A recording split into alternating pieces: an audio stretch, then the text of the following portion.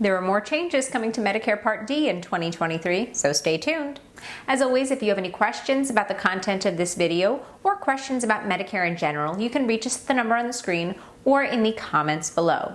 But before we dive into today's video, and to make sure you stay up to date, make sure to subscribe. And of course, please click that like button, give us a thumbs up so we can get this information out there.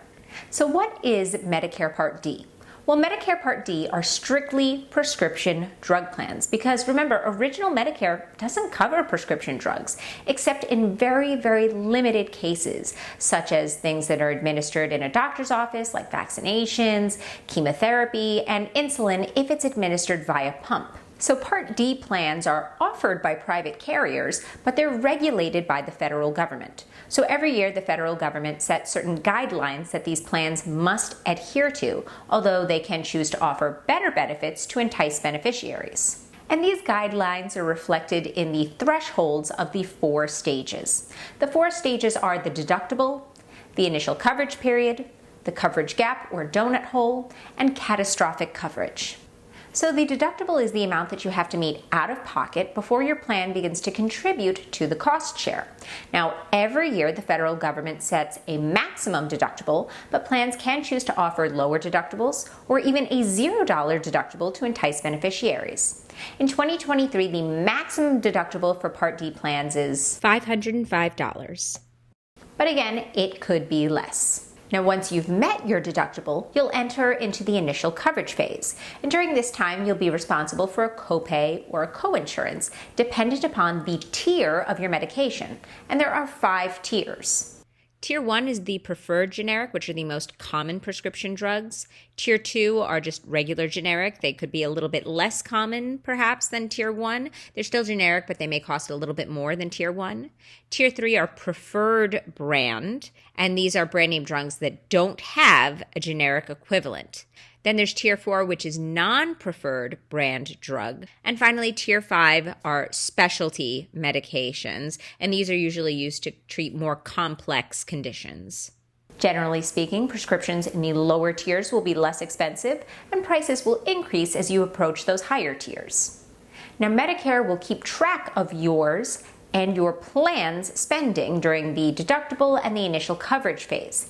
And in 2023, once you hit $4,660, you'll move into the coverage gap. This is sometimes also referred to as the donut hole.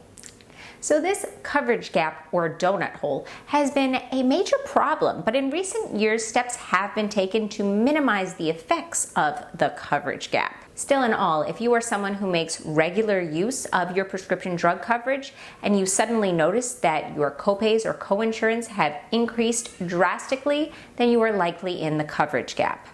And finally, there is the catastrophic coverage phase. So in 2023, if your prescription drug spending reaches $7,400, you'll enter into the catastrophic coverage phase, and you'll notice that your copays or coinsurance will decrease dramatically. This is designed to help minimize your prescription drug spending in a given year. Now, plans are not designed for you to meet the catastrophic coverage phase. We, of course, certainly hope that you don't need to get there, but the catastrophic coverage phase is designed to help protect you from exorbitant prescription drug spending if you have larger prescription drug needs in a given year. Now, there have been some major changes to Medicare Part D in recent years, one of which I already mentioned, which was to mitigate the effects of the coverage gap. Another major change has to do with insulin. So recently, on many Medicare Part D plans, insulin has been capped at a $35 charge for a 30-day supply. But this cap was only in place for the Insulin Savings model plans. But as of the end of March 2023, this cap will apply to all plans. Just make sure that your insulin is part of the Part D formulary. You may also be aware of some changes that took place as a result of the Inflation Reduction Act in 2022.